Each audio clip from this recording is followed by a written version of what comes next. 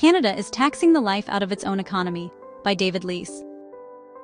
Canada is sliding into economic decline, and the warning signs are no longer subtle. Productivity growth lags other G7 countries.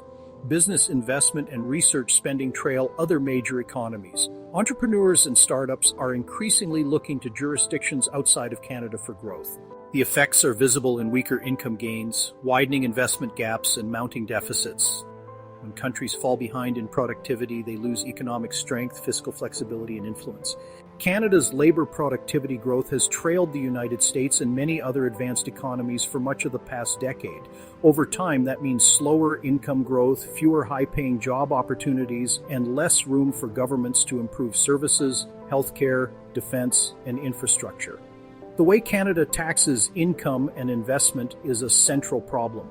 Research from the OECD and other international bodies consistently finds that corporate income taxes and high marginal personal income taxes are among the most economically distortive forms of taxation because they directly affect decisions to invest, hire, and expand.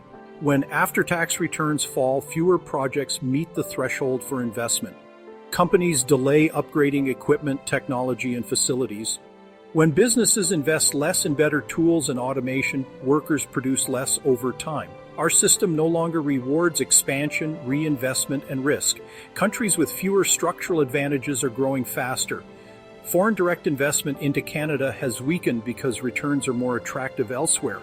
Even Canada's large pension funds now allocate a majority of their assets outside the country. The Canadian tax system has become overly complex and less competitive. The income tax framework was last comprehensively reviewed in the 1960s.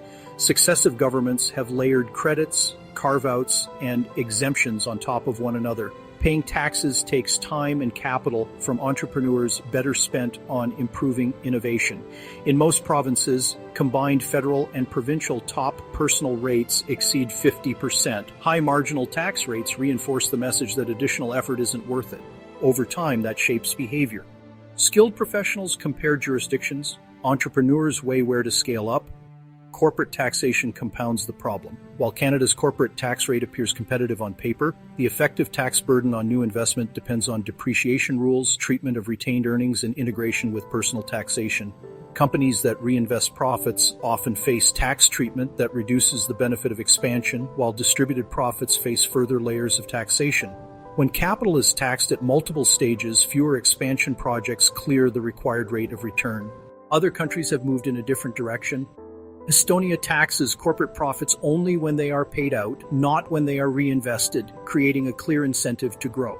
In 2025, the U.S. restored full expensing for qualifying capital investments placed in service after January 19, 2025, allowing immediate deduction of eligible equipment. That lowers the after-tax cost of expansion and strengthens cash flow.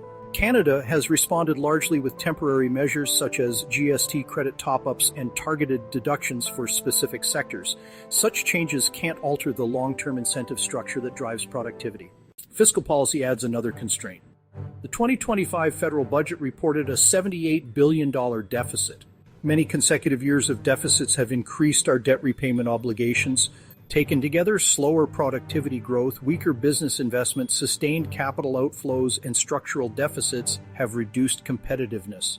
A country that tolerates productivity gaps and capital outflows will find its options narrowing. Canada needs a major tax reset to compete in the global economy. That means simplifying personal tax brackets and reducing punitive marginal rates.